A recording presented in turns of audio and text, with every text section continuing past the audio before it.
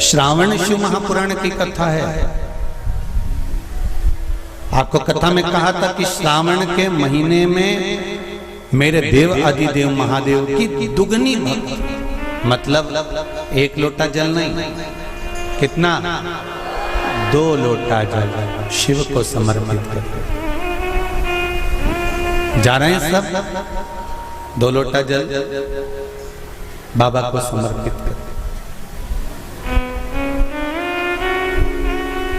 मेरे भोले तेरा सहारा है, मेरी नैया का तू किनारा है। श्रावण शिव महापुराण की कथा में गंगा और पार्वती की मूल तत्वता, जैसे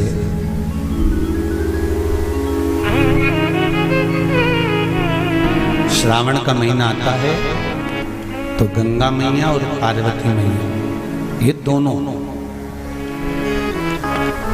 सृष्टि के भार जब भगवान शंकर पर आ जाता है 4 महीने तक, जिसको हमारे यहाँ चतुर्मास कहा जाता है, तो ये 4 महीना जब चतुर्मास का आता है तो सृष्टि का संपूर्ण भार मेरे देवादिदेव महादेव पर है। और देवादिदेव महादेव पर जब सृष्टि का भार आता है तो केवल अकेले महादेव इस भार को नहीं उठाता, इस भार को उठाने के लिए गंगा और माता पार्वती भी उनके नजदीक में आकर खड़ी हो जाती है।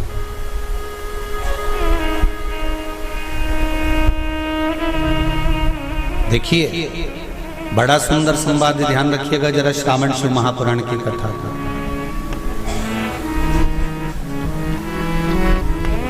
केवल एक पुरुष का कार्य नहीं है परिवार का भार उठाने का, केवल एक पुरुष का भार कर्तव्य नहीं कि परिवार का भार केवल पुरुष उठाए।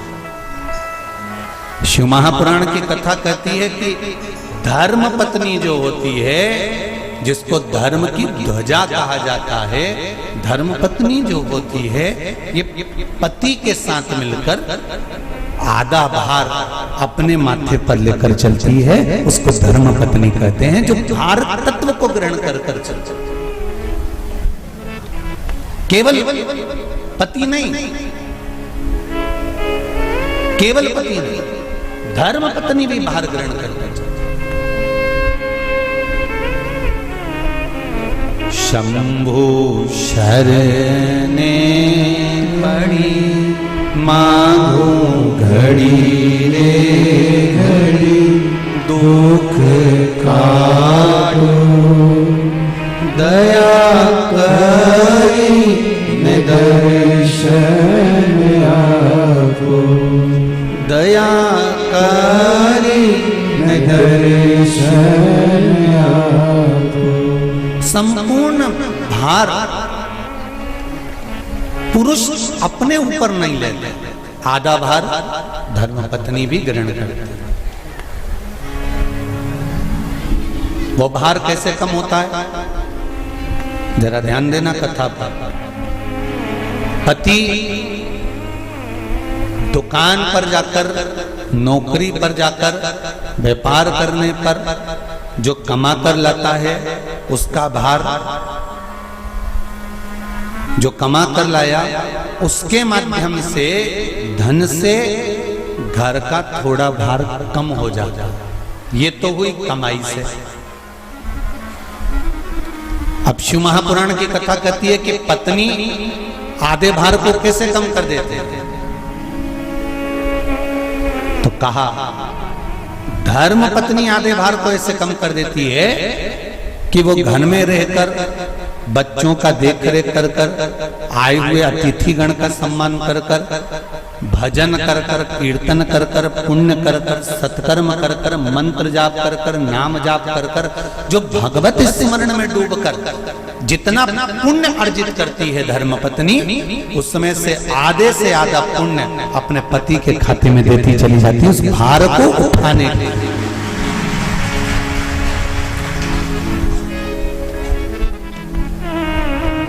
उस भार को उठाने में आधे से आधा भार धर्मपत्नी अपने व्रत, अनुष्ठान, मंत्र, साधना, तप, उपवास आदि के माध्यम से काटती। एक बात और याद रखिए, श्रावण के महीने में सारे व्रत आते हैं बहुत सुंदर सुंदर। छोटी तीज का व्रत भी आ जाता है, बड़ी तीज का व्रत भी आ जाता है।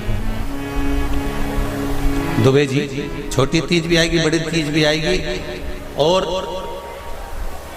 अच्छे से अच्छे व्रतों का क्रम रामकिशोर जी बीच बीच में श्रावण, भादो, कुंवार, कार्तिक में आते रहे। ये 4 महीना जो व्रत आते हैं, इन व्रतों की मूलता क्यों कही गई है? ये सारे व्रत चतुर्मास के अंतर्गत ही आते हैं, इन व्रत को बाद में भी आ जाना चाहिए, पर नहीं। मूल जो व्रत हैं, पूजन है, अनुष्ठान है, देवी देवताओं के जो पूजन के भाव बताए, वही चतुर्मास में बताए। इसका कारण क्या है? क्यों चतुर्मास के व्रत की महत्वता होती है? तो कहा इस चातुर्मास के अंतर्गत स्त्री, नारी जो व्रत धारण करती है, हाथों में चूड़ा पहनना, पाँव में पायल पहनना, महावुर लगाना, मेहंदी लगाना, ये जितने छोटी तीज, बड़ी तीज और अन्य तीजों आएंगी, त्योहार आएंगे चतुर्मास में, माताएं हरतालिका तीज हुई, छोटी तीज, बड़ी तीज हुई, भादों के कोई व्रत हुए, अनुष्ठान हुए, छठ हुई, पूजन, जो भी माताएं पूजन करेंगी उसके अनुसार वो हाथों में, शरीर पर 16 श्रृंगार धारण करती हैं, बहुत सारे श्रृंगार धारण करती हैं, और श्रृंगार धारण करने के साथ साथ माताएं अखंड सौभाग्य की वस्तुएं भी इन 30 त्योहार पर दान करती हैं।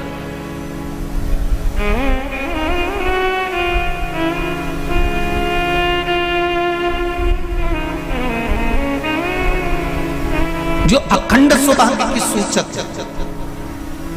जो अखंड सौभाग्य की वस्तुएं वो देने का प्रयास करते हैं, दान। क्यों जीजियो, एक बात बताओ, जितने भी माताएं कथा सुन रही हैं और जितने फेसबुक, यूट्यूब पर सुन रहे हैं और जितने आस्था चैनल पर सुन रहे हैं, श्रावण के महीने की श्रावण शिव महापुराण की कथा सुन रहे हैं, एक बात दिल से बताना, जितनी सौभाग्यवती माताएं होती हैं, ये संक्रांति पर भी 13 चीजें दान करती हैं, 14 चीजें दान करती हैं। बीच में कोई 16 सोमवार का उद्यापन करेंगी तो भी सुहाग की सामग्री देंगी, उद्यापन करेंगी तो भी सुहाग की सामग्री देंगी, कोई कार्य करेंगी तो भी सौभाग्य की सामग्री देंगी। सौभाग्य की सामग्री का दान क्यों किया जाता है? सौभाग्य सूचक वस्तुओं का दान क्यों किया जाता है? सौभाग्य की वस्तुएं क्यों प्रदान करी जाती है, क्यों दी जाती है? उसका कारण क्या है?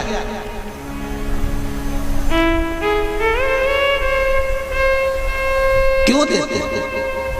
महाराज,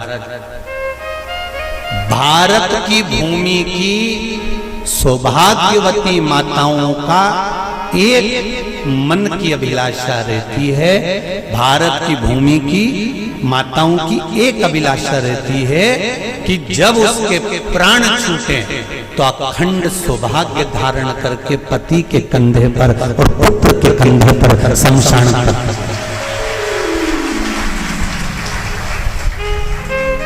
ये भारत की भूमि की माताओं की सोच, उनके मन का संकल्प, उनके मन का भाव। और विदेश की माताओं का क्या संकल्प होता है? महाराज, भारत का एक संत विदेश गया, और भारत के संत जब विदेश गए तो वहां पर एक मां, एक स्त्री पति की कब्र के पास में बैठकर पंखा कर रही थी। भारत के संत को बड़ा दुख हुआ, देखो हमारे यहाँ की माताएं तो पति के साथ सती हो जाती हैं, हमारे भारत की भूमि की माताएं तो पति के साथ सती हो जाती हैं, पर ये तो विदेश की माताएं तो भारत की माता से भी बढ़कर है कि पति मर गया, कब्र के अंदर है, तो भी पंखा कर रही हैं। ये तो इनसे भी बड़ी है, भारत की माता से भी बड़ी, ये विदेश की माता।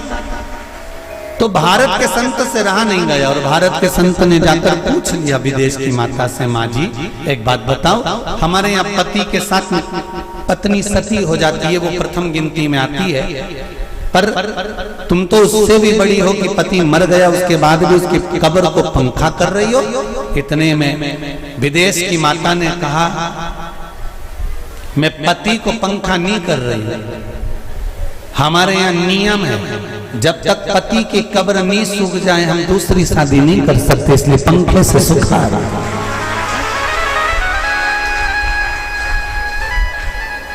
इसलिए पंखे से सुखा रही है।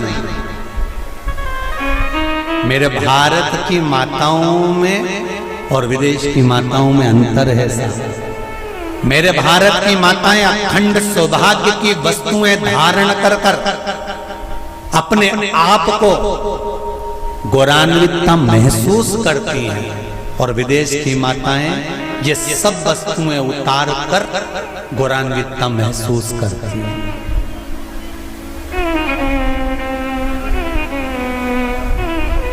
क्यों देते हैं चूड़ी का दान, क्यों देते हैं बिंदी का दान, क्यों देते हैं अखंड सौभाग्य का दान? किस महाराज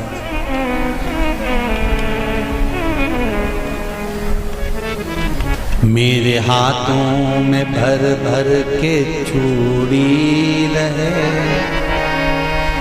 मेरे हाथों में भर भर के चूड़ी और मैया कोई काम नहीं, मेरे मस्तक पे चमकती चूनर रहे, मेरे मस्तक पे चमकती चूनर रहे और मैया कोई काम नहीं,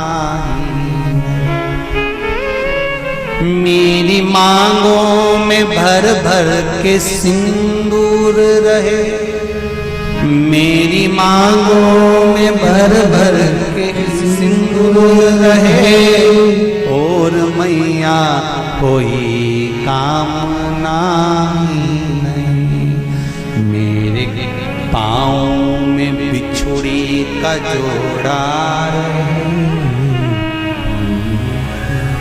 एक बिछुड़ी नहीं कितनी, 2 3 4 5, एक एक पाँव में जोड़े से बिछुड़ी होना चाहिए, केवल एक नहीं, सिंगल नहीं। वो तो आजकल का फैशन हो गया महाराज, जो केवल एक बिछुड़ी धारण कर लो उसी में फैशन दिखे।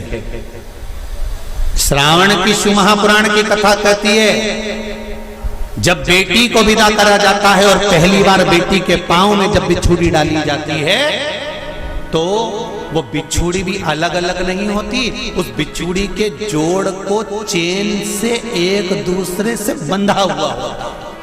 बोला सही है कि गलत?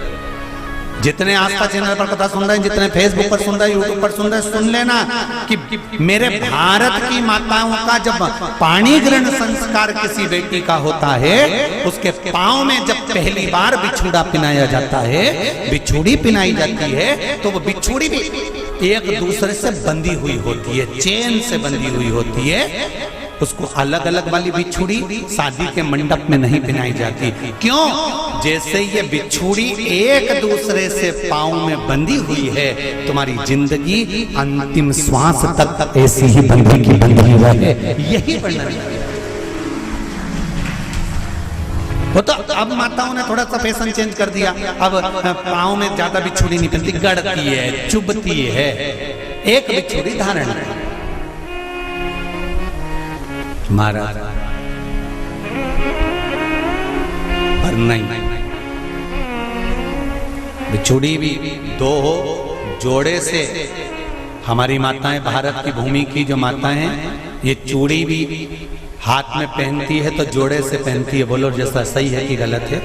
एक अकेली चूड़ी माताएं हाथ में धारण नहीं करती हैं, अगर भारत की भूमि की संस्कारित माताएं हैं और भारत की भूमि की सभ्यता और संस्कृति को जानती है तो अकेली चूड़ी नहीं, जोड़े की चूड़ी पहनेगी, 2 चूड़ा डालेगी, 4 डालेगी, 12 डालेगी, पर सिंगल नहीं, अकेले।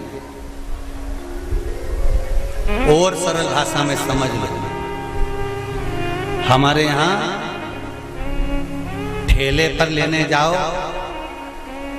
तो जो केले अपन खाते हैं वो भी सिंगल नहीं देते, उसको भी जोड़े से दिया जाता है।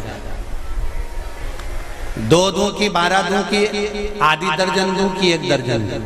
अब अंदाजा लगाइए, हमारे यहां देने का भी एक भाव है।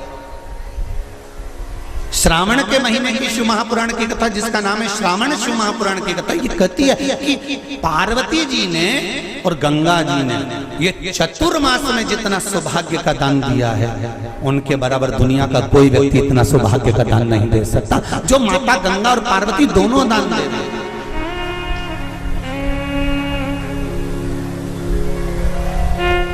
प्रतिदिन दे रहे हैं।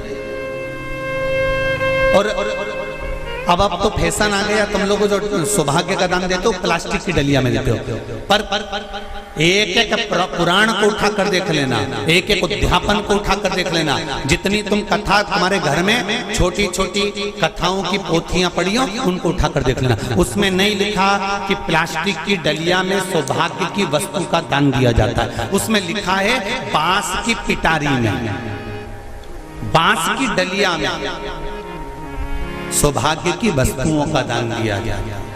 क्यों? क्योंकि बांस वंश की वृद्धि करता है, बांस सौभाग्य की वृद्धि करता है, और बांस अखंड सौभाग्य, जैसे बांस का पौधा बढ़ते चले जाता है, बढ़ते चले जाता है, उसी तरह बांस की डलिया में जब दान दिया जाता है, बांस की टोकनी में जब दान दिया जाता है, तो ये भाव रखा जाता है कि तुम्हारा सौभाग्य ऐसे ही बढ़ता रहे। पर अब थोड़ा सा फैशन चेंज हो गया तो प्लास्टिक की डलिया, पर प्लास्टिक की नहीं। महाराज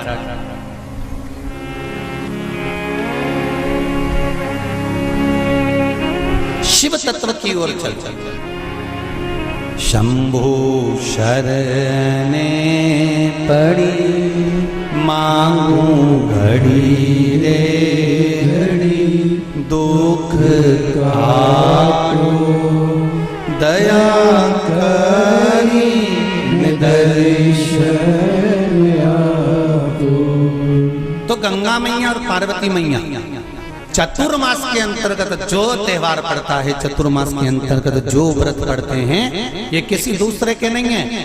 तीज का व्रत माता पार्वती का, छठ का व्रत माता पार्वती का, चतुर्थी का व्रत माता पार्वती का, ये सारे व्रतों की शुरुआत गंगा और पार्वती ने अपने बल से। बोलो हर हर महादेव। ये अपने बल से बनाना, अपने बल से।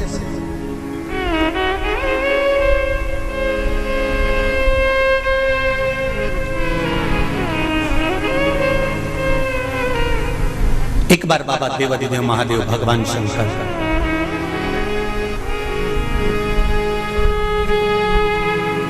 भोलेनाथ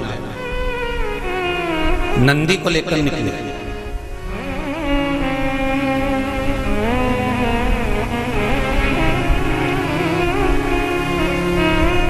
और नंदी को लेकर जब भोलेनाथ जी चले,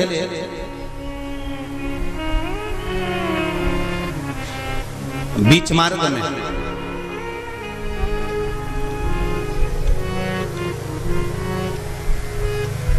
जिस चंचुला देवी का पति बिंदुक के प्राण छूटे थे,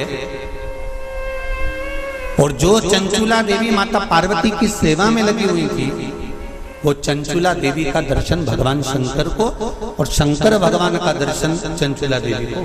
अब देखिएगा जरा कथा पर विशेष ध्यान रखना। श्रावण महीने की शिव महापुराण की कथा कह रही है कि नारी का अखंड सौभाग्य कैसे रह सकता है।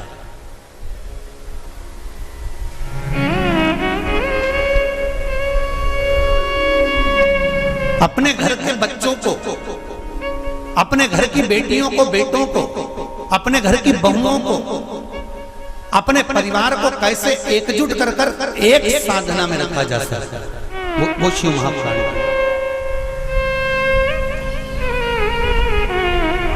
महाराज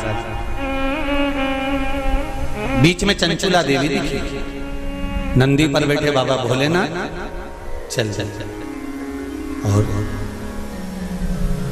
आराम से देवाधिदेव महादेव जा रहे थे। नंदी अलमस्त होकर चल रहे थे, हाथ में बाबा के त्रिशूल त्रिपुंड, मस्तक पर भस्म रमाए हुए, जटाजूट बांधे हुए, मस्तक पर सुंदर चंद्रमा है, और गंगा की धार बहते बहते देवाधिदेव महादेव चंचुला के सामने आ गए।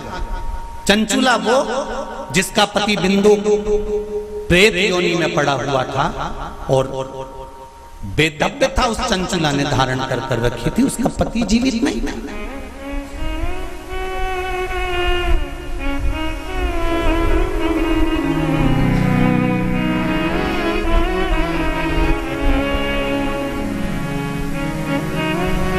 हाथ जोड़े चंचुला देवी ने,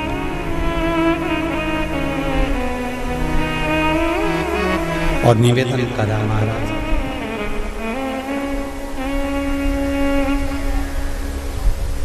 हे भोलेनाथ, हे त्रिकालदर्शी, हे शंभु, अरे वो काशी रेवण वाले की,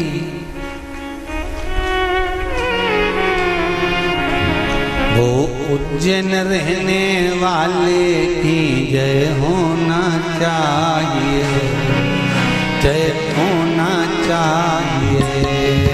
ओ काशी रहने वाले की, ओ उज्जैन रहने वाले की जय होना चाहिए, जय होना चाहिए।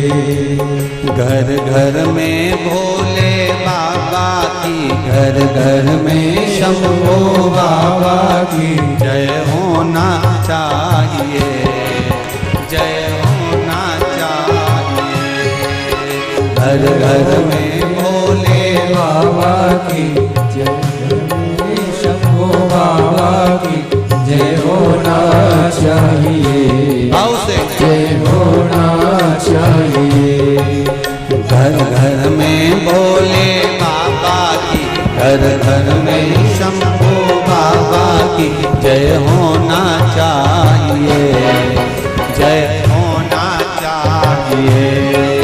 घर घर में भोले बाबा की, घर घर में शंभो बाबा की जय होना चाहिए, जय होना चाहिए। बड़े आनंद में दोनों हाथों से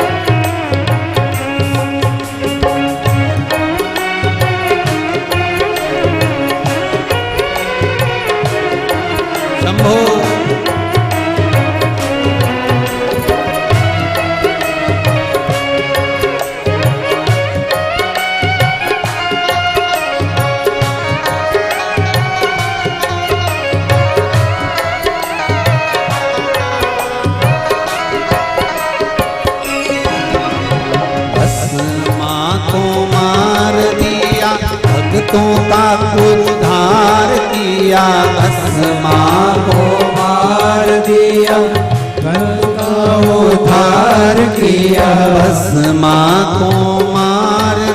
भक्तों का उद्धार किया, भस्मासुर मार दिया, भक्तों का उद्धार किया। वो भस्मा मारण वाले की, वो भस्मा मारण वाले की, वो भस्मा मारण वाले की, वो भस्मा मारण वाले की जय होना चाहिए, जय होना चाहिए।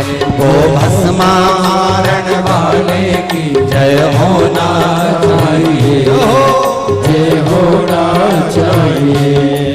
घर घर में भोले बाबा की, घर घर में शंभू बाबा की जय होना चाहिए, जय होना चाहिए। घर घर में भोले बाबा की, घर घर में शंभू बाबा की जय होना चाहिए, जय होना चाहिए। शंभो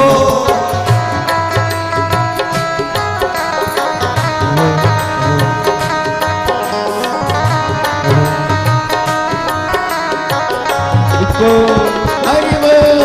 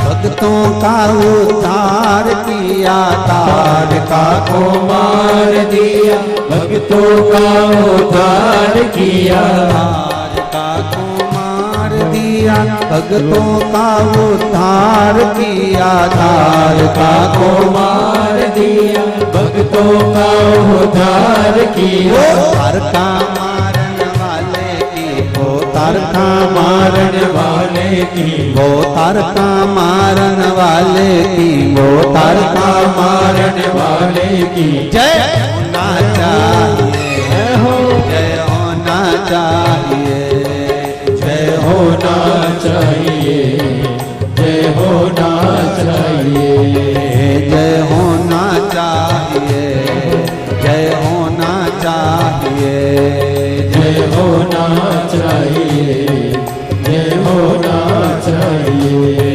घर घर में भोले बाबा की, घर घर में भोले बाबा की, घर घर में शंभू बाबा की, घर घर में शंभू बाबा की जय होना चाहिए, जय होना चाहिए, जय होना चाहिए, जय होना चाहिए। ओ जय होना चाहिए, जय होना चाहिए, जय होना चाहिए, जय होना चाहिए, जय होना चाहिए, जय होना चाहिए, जय होना चाहिए, जय होना चाहिए। हर हर महादेव।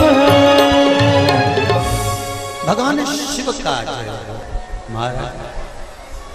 उसकी कृपा बिना संसार में कोई कार्य नहीं।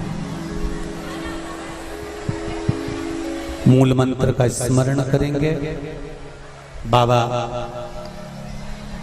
देवाधिदेव महादेव से प्रार्थना करेंगे कि हे भोले बाबा, हे शंभु बाबा, हे कैलाशी, हे अविनाशी, हे ओघड़दाना, हमारे मन के मनोरथ को पूर्ण करें। श्री शिवाय नमस्तुभ्यं, श्री शिवाय नमस्तुभ्यं, श्री शिवाय नमस्तुभ्यं, श्री शिवाय नमस्तुभ्यं, श्री शिवाय नमस्तुभ्यं।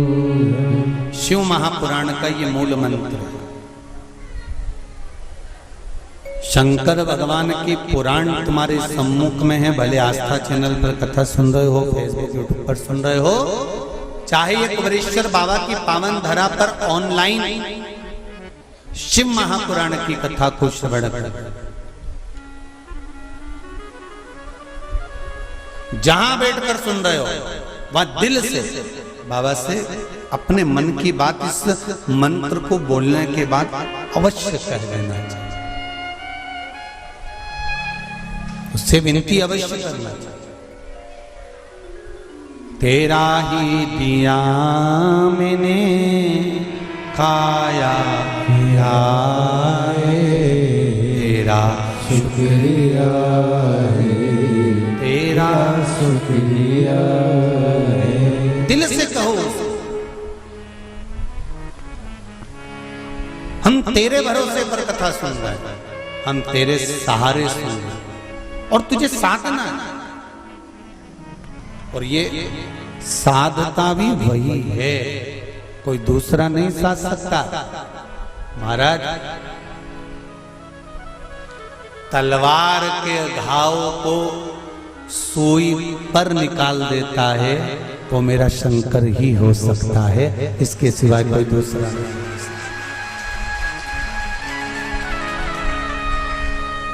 तलवार के घाव को अगर सुई पर निकाल रहा है तो वो शिव है। जो हादसा हुआ पूर्णिमा पर, वो अगर दिन में होता तो ये तलवार का घाव जैसा नहीं होता, और निकाल दिया सुई के घाव पर, सुई पर। ये शिव है, कोई दूसरा नहीं। ये शंकर है, कोई दूसरा नहीं। वो कुबेरेश्वर महादेव है, साधारण नहीं हो सकता। भक्ति अविरल हो,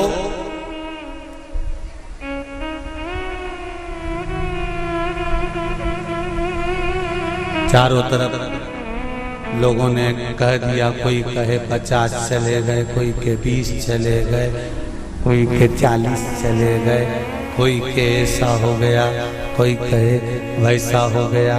पर प्रकृति के आगे कुछ नहीं। कब कोरोना महामारी आकर चली जाती है, कब हवा तूफान आकर चले जाता है, किसी को नहीं। ये तो शिव है जो सादा चंचुला।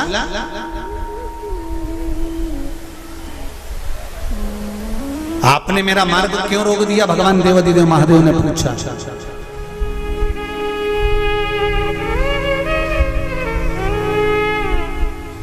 आपने मेरा मार्ग क्यों रोका है? इस मार्ग को रोकने का कारण क्या? किस लिए रोका है? चंचुला देवी की आंख में जल भरा हुआ था।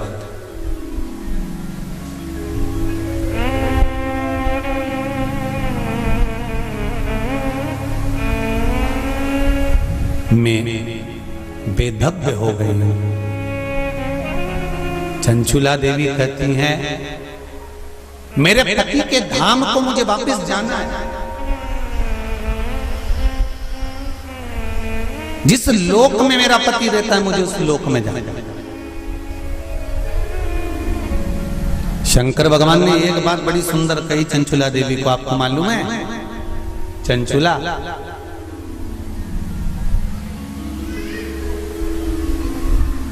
देवता भी बैकुंठ में बैठकर सुखी नहीं है।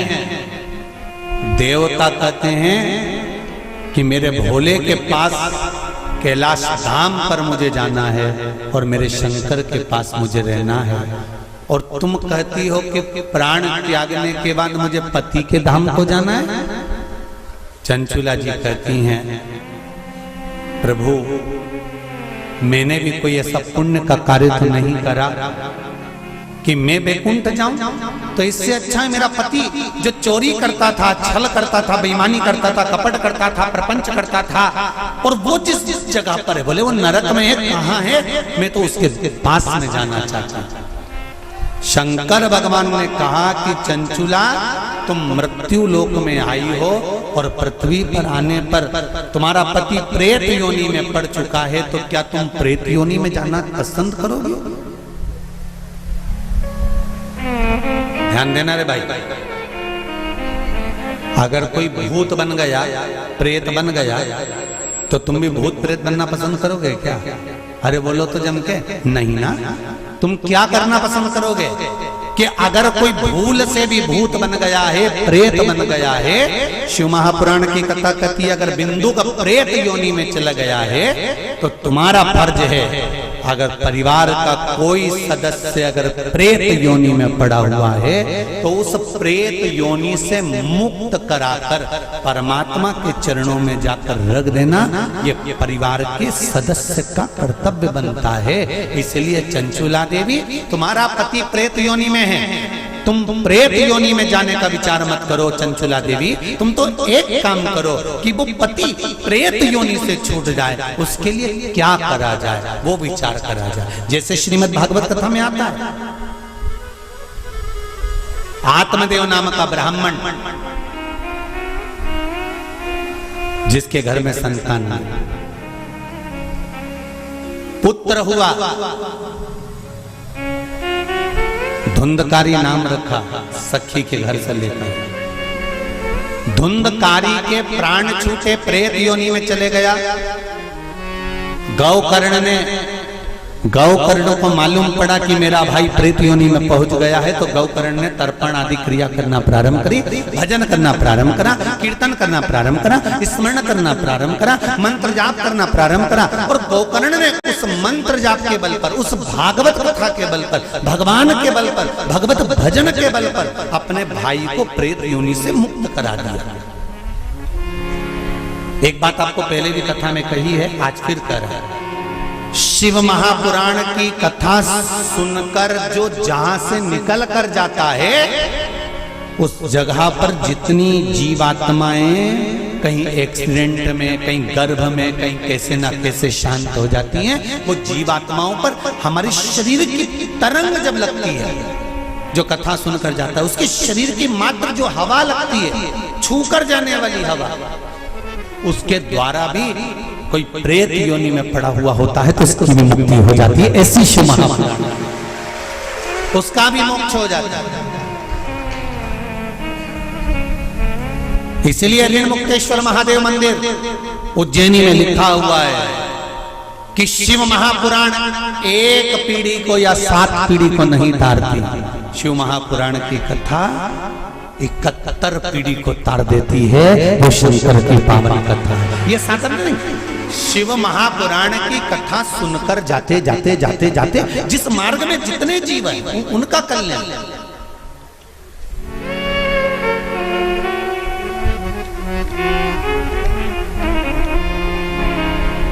इतना तो करना स्वामी जब प्राण तन से निकले। मरना निश्चित है, प्राण छूटेंगे ये निश्चित है, कब छूटेंगे ये पक्का पता नहीं, किसकी कितनी उम्र है ये मालूम नहीं है।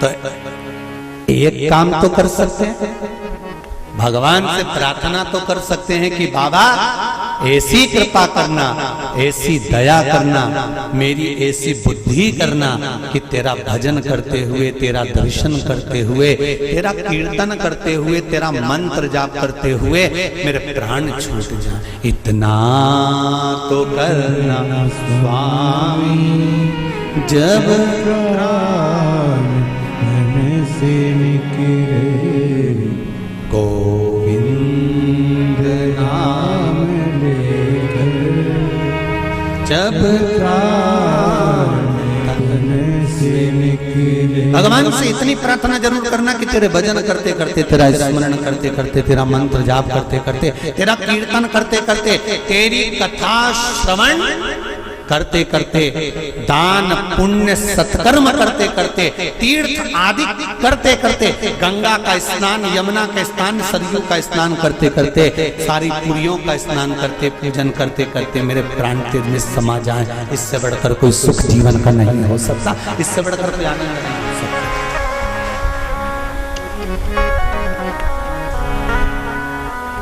पलंग पे मत पटक जाना भोलेनाथ।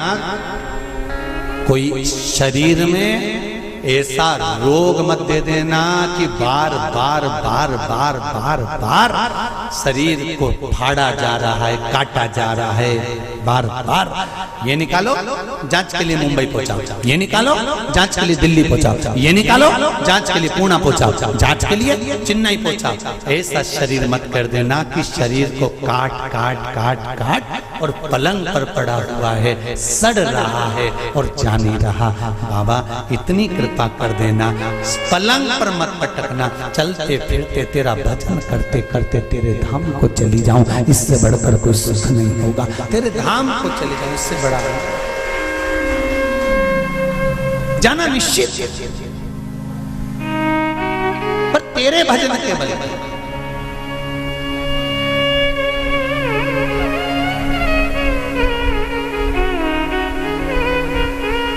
महाराज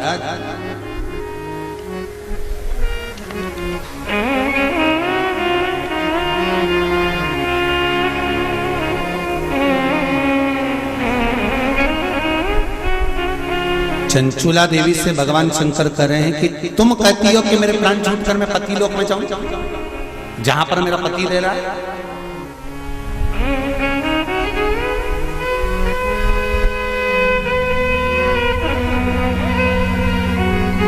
फिर ध्यान दो, इसको और सरल तरीके से समझ लो। पति मदिरा की दुकान पर बैठ रहा है और पत्नी अपनी सास से कह दे मैं तो वही रहूंगी जहां मेरा पति रह गया है। जम के तो बोलो जरा, जहां मेरा पति रह रहा मैं तुम्हारा रहूंगा। पति मदिरा की दुकान पर बैठा है, मदिरा का नशा कर रहा है, तो क्या पत्नी वहां जाकर नशा करेगी? अरे बोलो जम के, नहीं। शिव महापुराण का ये संवाद याद रखना। शंकर भगवान चंचुला देवी से कह रहे हैं पति के लोक नहीं, पति अगर प्रेत योनि में पड़ा है तो उस योनि से छुड़ाकर शिव लोक में पति को लेकर आ और खुद भी शंकर की शरणागति ग्रहण कर ले। पत्नी धर्म पत्नी वो होती, धर्म पत्नी वो होती है।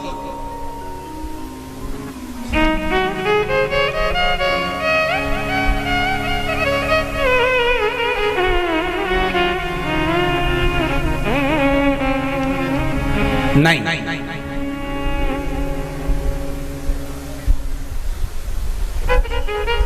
तुम अगर मदिरा की दुकान पे बैठोगे तो मैं भी बैठूंगा, तुम जुआ खेलोगे तो मैं भी खेलूंगी, तुम वैश्यावृत्ति करोगे तो मैं भी करूंगी। ये धर्म पत्नी का तरीका नहीं है। धर्म पत्नी का तरीका है कि पति अगर मदिरा की दुकान पर बैठा है तो तू कुछ ऐसा कर्म कर जिसके बल पर तेरा पति मदिरा की दुकान छोड़ दे, वो अलग, मदिरा पीना ही छोड़ दे, वहां से छुड़ाकर अच्छे कर्म की ओर ले।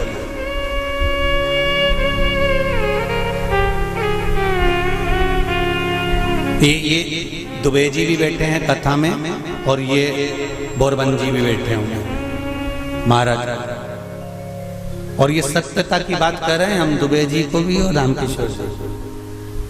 तुमसे ज्यादा कथा करवाने का भाव तुम्हारी धर्म पत्नियों ने ही प्रेरित करा होगा, ये निश्चित है। ये हम ये भाव से, क्योंकि पति को सतमार्ग तक लेकर जाना, पति को सतमार्ग की ओर प्रेरित करना, और आज भी कमी नहीं है।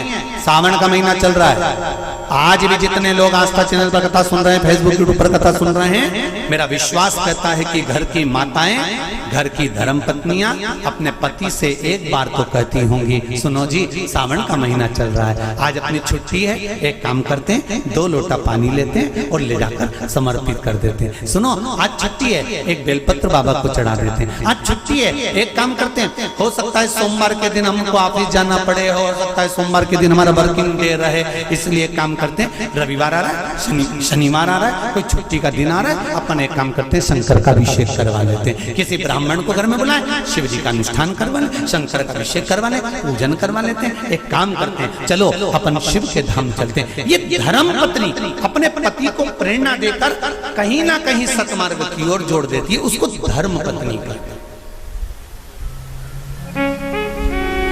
वो तो कहीं कहीं की ऐसी जगदम्बा होती है,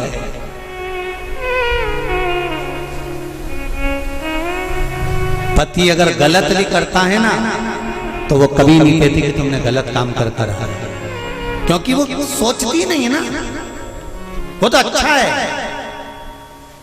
मेरे माता पिता ने शादी कर दी तुम्हारे साथ, तुम मदिरा की दुकान पर बैठे हो कि वेश्यावृत्ति कर रहे हो कि मांसाहार कर रहे हो कि क्या कर रहे हो, उसको कोई मतलब नहीं, वो तो लगी,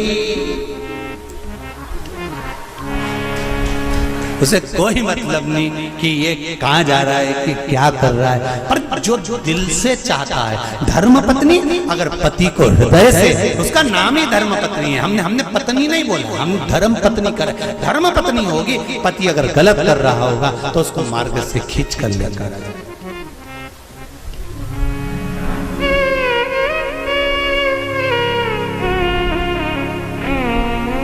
अब देखिए कितना सुंदर संवाद। चौसर खेल रहे थे पांडव चौसर खेल रहे थे। द्रौपदी से पूछा गया, क्यों द्रौपदी, तुम्हारे पति जुआ खेल रहे थे और तुमने उसको मार्ग नहीं दिखाया, सतमार्ग नहीं बताया, तुम धर्म पत्नी हो द्रौपदी, सतियों की गिनती में आता है तुम्हारा नाम, और तुम तुम्हारे पतियों को गलत मार्ग से निकाल कर नहीं लाई। द्रौपदी कहने लगी, मुझे तो मालूम ही नहीं था। पहली बात तो ये कि मैं अंदर केश सुलझा रही थी, जब मेरे केश पकड़ कर खींच कर लाया गया और भरी सभा में लाकर खड़ा करा गया, तब मुझे मालूम पड़ा कि मेरे पति चौसर खेल रहे हैं, जुआ खेल रहे हैं। और मैंने हाथ जोड़कर निवेदन करा, तुम ये क्या कर रहे हो, तुम ये क्या कर रहे हो। आज भी नियम है महाराज, कोई मदिरा पान में डूबा है, कोई वेश्यावृत्ति में डूबा है, कोई मांसाहार में डूबा है, कोई गलत काम में जुए आदि में डूबा हुआ है। तुम छुड़ा के रह गए कि मत जा, मत कर, तुम छुड़ा कर रह गए। तो शिव महापुराण का एक बड़ा सुंदर भाव वर्णन करा गया महाराज, बड़ा सुंदर भाव। महाराज शमी के 5 पत्ते, बेलपत्री के 5 पत्ते, बेर के 5 पत्ते, क्या क्या चीज है जरा जम के बोलो। शमी के 5 पत्ते, बेर के 5 पत्ते और बेलपत्री के 5 पत्ते। महाराज श्रावण महीने की दोनों अष्टमियों में से कोई भी अष्टमी, ये भी जरूरी नहीं है कि सोमवार की ही अष्टमी थी, श्रावण महीने की दोनों अष्टमियों में से कोई भी अष्टमी को बेर के पत्ते पर लाल चंदन, बेलपत्री के पत्ते पर पीला चंदन, शमी के पत्र पर केवल कोई चंदन लगाने की जरूरत नहीं, सादा केवल एकदम कुछ भी उसमें लगाकर नहीं, सिंपल। पहले लाल चंदन वाले पत्ते, फिर बेलपत्री के पत्ते, फिर शमी के पत्ते शिवलिंग के ऊपर समर्पित कर कर उसको उठाकर वापस लाकर बेलपत्री के पेड़ के नीचे ही 1 लोटा जल समर्पित कर कर पहले पत्ते चढ़ा देंगे, फिर लोटा भर जल समर्पित कर देंगे। उसी चढ़े हुए पत्तों में से 5 बेलपत्र को लेकर अपने घर आ जावे और अवधूतेश्वर महादेव, कौन से महादेव? अवधूतेश्वर महादेव। ये अवधूतेश्वर महादेव कौन से हैं? आपको कथा में कई बार वर्णन करा गया है। शंकर भगवान को क्रोध आया, ब्रह्मा जी ने क्रोध को लिया, समुद्र में डाला। उस रूप को क्रोध का एक रूप था, क्योंकि जो मदिरा पान करने वाले होते हैं, व्यसन करने वाले होते हैं, गलत काम करने वाले होते हैं, इनको सुधार करे जाओ। जितना तुम समझाओगे ये उतना आग बबूला होंगे। तुम बच्चों से कहोगे गलत लड़के के साथ रह रहा मत रहे, तो और ज्यादा क्रोध करेगा, और चिड़चिड़ करेगा, और अपशब्द कहेगा। तो ये क्रोध को संयमित कर देगा। अवधूतेश्वर महादेव, अवधूतेश्वर महादेव का स्मरण